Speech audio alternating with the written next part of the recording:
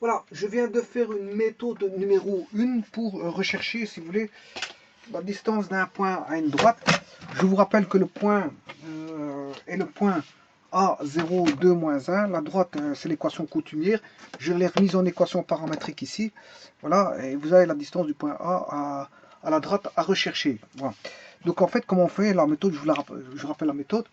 La méthode, on sait bien que appartient... A est inclus dans l'espace. Hein. A est inclus dans l'espace. La droite est inclue aussi dans l'espace. On va faire passer un plan qui va passer par le point A. Voilà, et on va déterminer. Voilà, je fais passer le point A. Voilà, j'ai une droite et un point. Je cherche la distance du point à la droite. J'ai le point, j'ai la droite. Pour chercher le point, la distance du point à la droite, qu'est-ce que je fais? Je vais faire passer un plan par le point. Voilà, cette droite va couper le plan en un point C, qui est comment on appelle ça, le point de percée, et vous aurez la distance AC, qui est la distance du point à la droite. Je vous rappelle qu'il y a une infinité de distance par rapport à la droite, et qu'on prend la distance perpendiculaire à la droite, c'est-à-dire la plus courte distance du point à la droite. Voilà, alors, donc, ce que j'ai fait, c'est que j'ai fait l'équation, j'ai fait une méthode numéro 1. Voilà, je vous dis, j'ai créé un plan qui passait par A et qui avait comme vecteur normal au plan le vecteur directeur de la droite. Voilà, ils avaient même vecteur directeur. Et je pouvais rechercher l'équation AX plus BY plus CZ plus D, où ABC était connu parce que ABC c'est le vecteur normal, et le vecteur normal a la même direction que la droite. D. Donc il suffisait de me rechercher le terme indépendant, D, et le terme indépendant était facile à rechercher, vous pouvez aller voir la vidéo, elle a été faite, je l'ai intitulé distance d'un point à une droite, méthode numéro 1, et le terme indépendant était facile à trouver parce qu'en fait, je remplaçais par le point A qui appartenait au plan, j'avais le A, X, plus BY, plus CZ, le ABC était déterminé, ce qui était indéterminé, c'est le terme indépendant, le D, mais ça je fais passer par le point 0, 2, moins 1 dans l'équation et je détermine le D. Et là j'ai l'équation complète, AX plus BY plus CZ plus D égale 0. Ayant ceci, je prends l'équation paramétrique ici, je remplace dans l'équation pour avoir le point de percée et je trouve le K, un K fixé, et avec ce K fixé je trouve le XYZ du point de percée. Ayant le point XYZ du point de percée, je cherche, si vous voulez, la distance AC. Voilà. Donc ça, vous pouvez aller voir, j'ai résumé un petit peu ce que j'ai fait dans la vidéo numéro 1. Ici, je vais le faire bien sûr par une autre méthode, qui est bien sûr une méthode automatique. Ici, je vais le faire par une méthode automatique qui est GeoGebra. Alors, je vais vous montrer comment on fait ça par GeoGebra. Tout d'abord, vous placez, tout d'abord, vous allez chercher, géométrie dans l'espace. Comment va-t-on chercher la géométrie dans l'espace? Quand vous ouvrez GeoGebra classique, sur la droite, vous avez un menu voilà, qui apparaît sur la droite. Et dans ce menu, vous allez chercher géométrie 3D. Voilà, en mettant géométrie 3D, vous avez un repère 3D qui va se placer à la place d'un repère 2D. Ensuite, vous avez sur la gauche, vous avez des boîtes de liste, enfin comment on appelle ça, pas de boîtes de, je m'excuse, des champs d'édition, pour lesquels vous pouvez écrire non pas ce que vous voulez, mais en rapport avec les règles de GeoGebra, parce que c'est GeoGebra qui vous permet d'écrire suivant des desiderata, suivant ces règles à lui, donc on n'écrit pas ce qu'on veut. Alors, la première des choses, c'est de placer le point A. Vous allez placer le point A. Donc, vous allez placer un point. Bon, placer un point, vous pouvez le faire directement. Vous pouvez directement faire 0, 2, moins 1. Alors, attention qu'il faut ouvrir la parenthèse, mettre une virgule, 2, virgule, moins 1. C'est des virgules hein, qui séparent. Le séparateur est une virgule. Voilà, dans le champ d'édition, vous écrivez 0, 2, moins 1. Bon, je vous rappelle que c'est un repère qui peut bouger dans tous les sens. Hein. Il y a 3 degrés de liberté. Hein. Bon, on peut le tourner dans toutes les directions qu'on veut. Bon, donc dans le champ, vous allez marquer 0, 2, moins 1. Donc il va placer ce point-là en un endroit d'espace. Et lui, il va compléter en faisant A égale. C'est-à-dire qu'il va attribuer, je veux dire, un nom au point. Voilà. Alors, une fois que vous avez attribué un nom au point, à ce moment-là, il faut écrire la droite là. Bon. Alors, la droite là, comment va-t-on l'écrire? De plusieurs manières. Hein. Voilà, il faut la former, cette équation-là.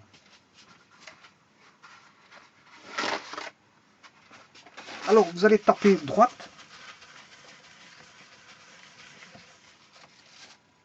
Vous tapez droite. Voilà. Alors, si vous tapez droite,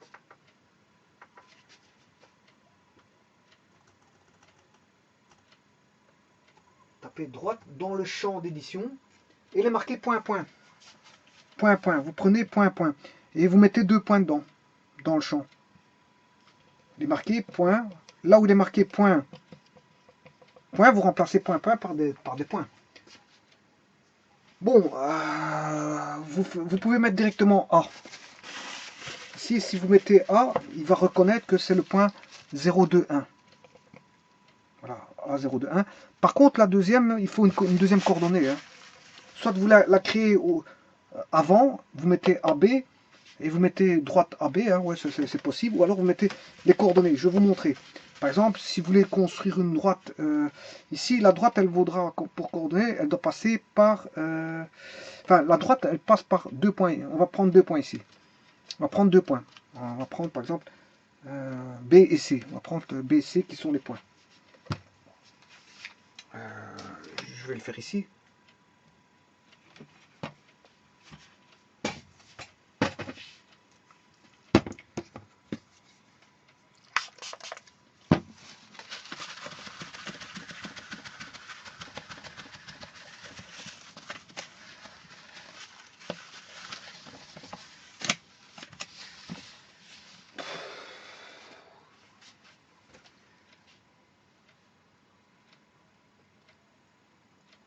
Bon. Donc, la droite paramétrique, elle est là. X égale 3K moins 1.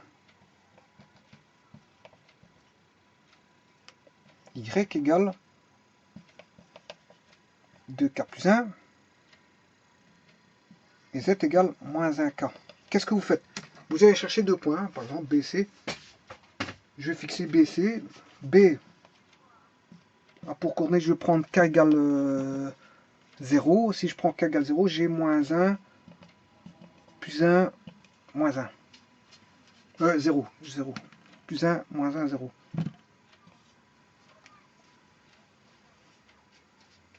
Voilà. Et le C, ben, je vais prendre K égale 1. Si je prends K égale 1, j'ai une fois 3, 3, 3 moins 1, 2. Une fois 2, 2 plus 1, ça fait 3. Et une fois moins 1, ça qui fait moins 1. Vous fixez un K, c'est tout simplement ça. Voilà, vous fixez un K. Et vous écrivez par exemple, vous mettez les points AB. Vous placez les points AB, c'est-à-dire que vous mettez moins 1, 1, 0. Moins 1, virgule, 1,0. Attention que ce sont des virgules. Et puis n'oubliez pas de faire Enter. Et lui, il va attribuer celui qui le fait tout seul. Quand vous avez écrit ceci tout seul, vous faites Enter, avec la touche Enter, introduction, introduire. Qu'est-ce qui va se passer? Ben, il va mettre B égale moins 1, 1, 0. C'est lui qui fait ça. Avec un séparateur qui est des virgules. Moi, c'est mon séparateur à moi, ça. Hein, c'est des points-virgules. Alors, vous refaites un point, par exemple 2, 3, moins 1. Enfin, je vous mettais 2, 3, moins 1. Voilà. Et il va vous fixer un troisième point qui est le point C. Voilà. Donc lui, il va attribuer C égale 2, 3, moins 1. Voilà. Alors, maintenant, si je fais droite,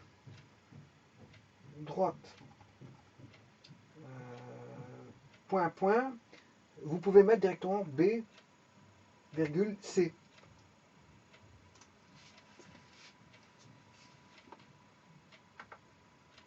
Ah, point, non, il ne l'a pas pris. Pourtant, droite. Bon, je vais remettre. Non, DE.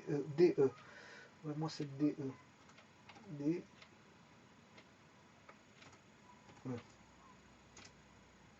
Voilà.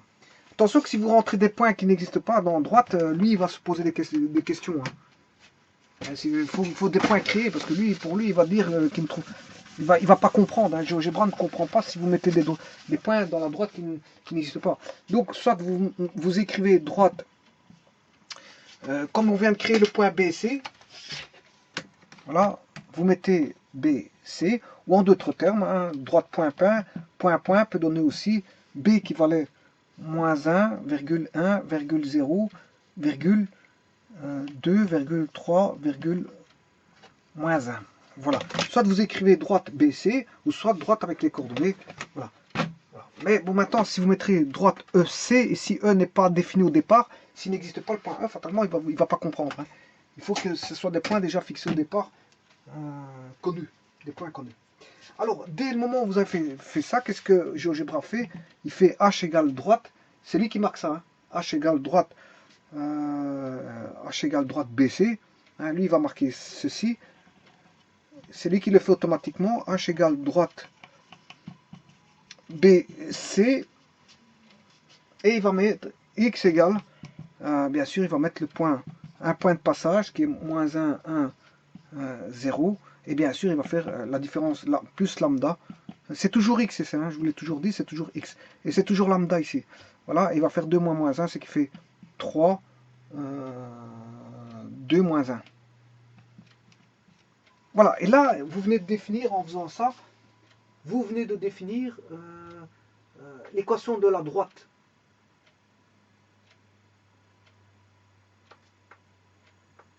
Vous venez de définir l'équation de la droite. En faisant ça. Vous venez de définir automatiquement par 2 points, sur GeoGebra, vous avez défini 2 points, et lui, vous définit l'équation de la droite suivante. Voilà. Alors maintenant que vous savez faire passer des points, hein, vous voyez comment GeoGebra, vous mettez des points, hein, vous les définissez dès le départ dans le champ d'édition, hein, texte. Vous savez définir n'importe quel point. Hein. Vous pouvez tracer une droite maintenant, puisqu'il suffit de mettre droite BC, il suffit que le point BC soit défini. Et lui, il va vous réécrire ceci, l'équation paramétrique avec, là, on a le vecteur directeur de la droite, et là, c'est un point de passage. Donc, en d'autres termes, ça correspond à ceci, en mathématiques, ça correspond à x égale 3k moins 1. Voilà, y égale 2k plus 1, et z égale moins k, plus 0. Et vous comprendrez que c'est x plus 1 égale 3k, y moins 1 égale 2k, z égale moins k. Ça, c'est mathématique, et ça, c'est la formulation par GeoGebra. Voilà. Alors, maintenant, qu'est-ce que je vais faire? Je vais rechercher.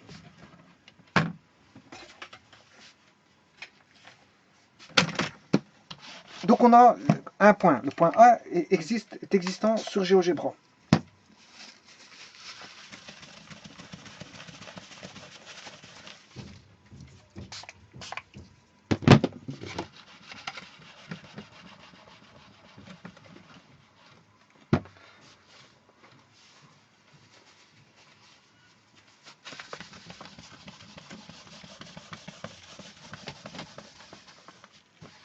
Rappelez-vous que vous êtes capable de faire l'intersection de 2 plans, hein, puisque j'ai fait une vidéo qui donnait l'intersection de 2 plans. Voilà. L'intersection de 2 plans qui est une droite. Hein. Il suffit d'aller chercher la fonction au menu supérieur, avec, on voit un cône avec intersection de surface. C'est intersection de surface. Là, vous faites avec cette fonction-là, vous allez chercher intersection des surfaces. Bien sûr, il faut définir les surfaces. Vous devez pointer les surfaces pour lesquelles vous devez faire l'intersection. Et là, si vous avez 2 plans, l'intersection de 2 plans va donner une droite et va mettre lui-même l'équation de la droite automatiquement. Voilà, grâce à cette fonction-là. Bon, mais ici, moi, je viens de définir le point A. J'ai défini la droite D. qu'est-ce qu'il faut maintenant? Il faut définir... bon, lui, il sait directement chercher la distance. Vous tapez distance.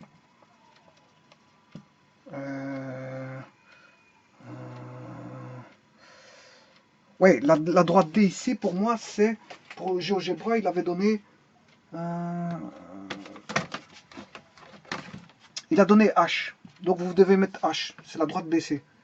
La droite BC, c'est ma droite D. Donc pour GeoGebra, il faut définir... C'est la distance de A à H. Alors, si vous mettez distance à H, lui, il va trouver la distance automatiquement, la distance perpendiculaire. Donc, il va trouver 0,65. Voilà. Ça, c'est la distance de la droite de A à H. Bon, maintenant, vous pouvez faire autrement. Ce que vous pouvez faire, c'est de créer, de créer un plan, comme j'ai fait en exercice, un plan qui va contenir le point A. Voilà. Et ce plan, il a la même vecteur directeur que la droite. Donc c'est la normale n. Et là, on sait bien que ce sera ax plus by plus cz plus d égale 0. Bon, le a, c'est le vecteur directeur de la droite. Or, le vecteur directeur de la droite, c'est 3, 2, moins 1. 3, 2, moins 1. Donc, le plan va être 3x plus 2y moins 1, z plus d. Et vous définissez le d comment? Mais vous le faites passer par la droite d, enfin par le point A. Par le point A.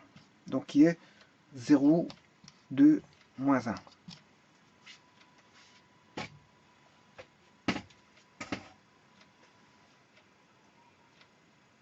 Voilà. Donc vous remplacez ce point-là dans x, y, z et vous avez l'équation du plan pi qui contient A.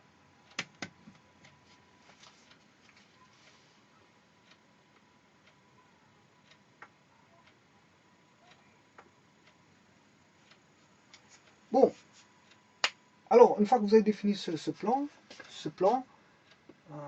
qui s'appelle pi, si vous avez trouvé le d, hein, le d il vaudra 3x plus 2y moins z. 3x plus 2y moins z. Et si vous remplacez le 0 dans le x là, le 2 dans le y là, le z dans le z là, vous pouvez trouver le d. Et le d c'est moins 5. D égale moins 5.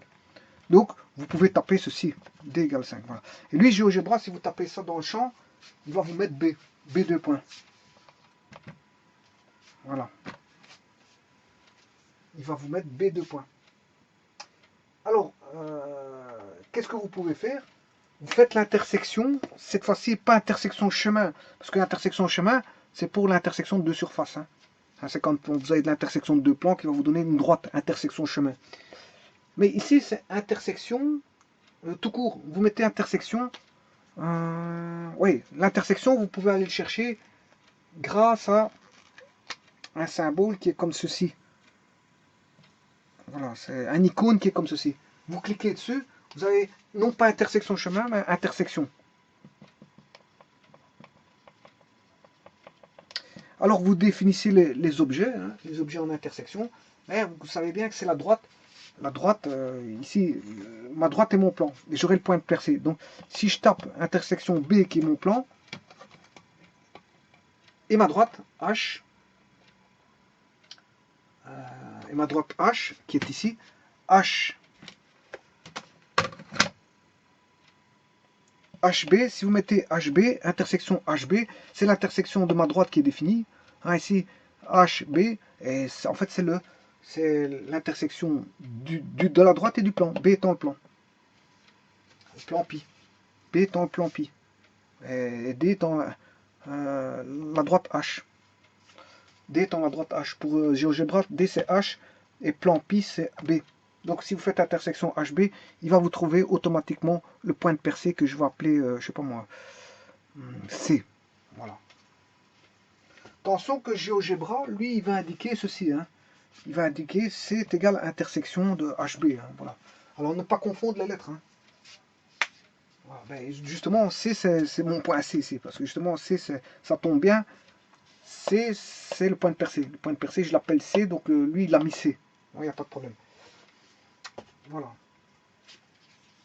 Maintenant que vous avez le C, vous tapez distance. Distance. Vous tapez, vous n'avez plus qu'à taper distance. Ça, c'est la distance d'un point de droite. Hein. Voilà. Et là, maintenant, vous mettez distance. Distance AC. Voilà, C étant l'intersection HB et A étant... De toute façon, il va vous donner les coordonnées de l'intersection HB. Hein, il vous les donne juste en dessous. Voilà, et en fait, ici, dans ce cas-ci, c'est 0,29, 1,86 et moins 0,43. Voilà, donc... voilà, et la distance, il trouve AC, il donne 0,65 ici.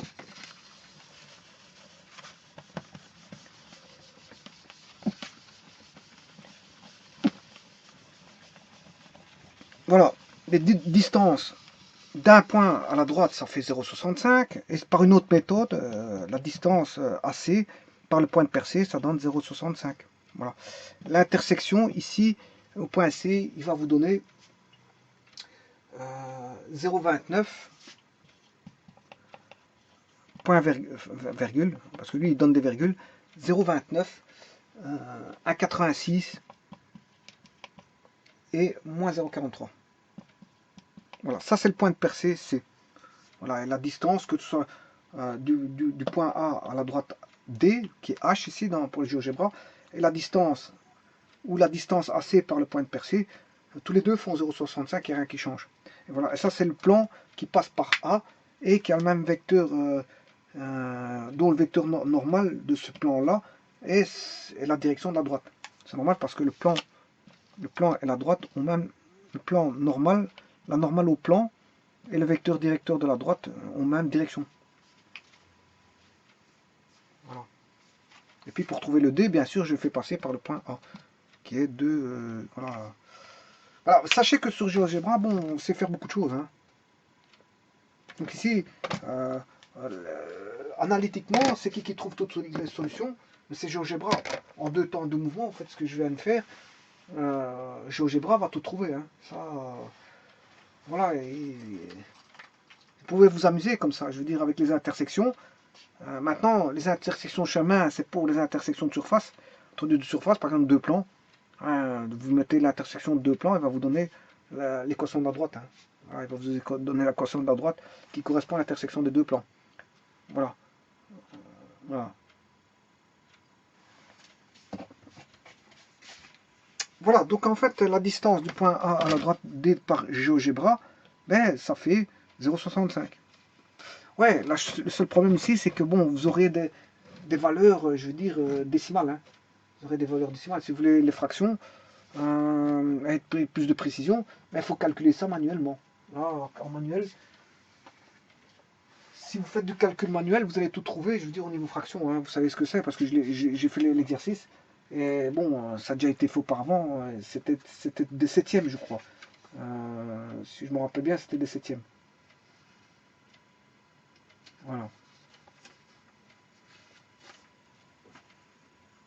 Voilà, je vous remercie.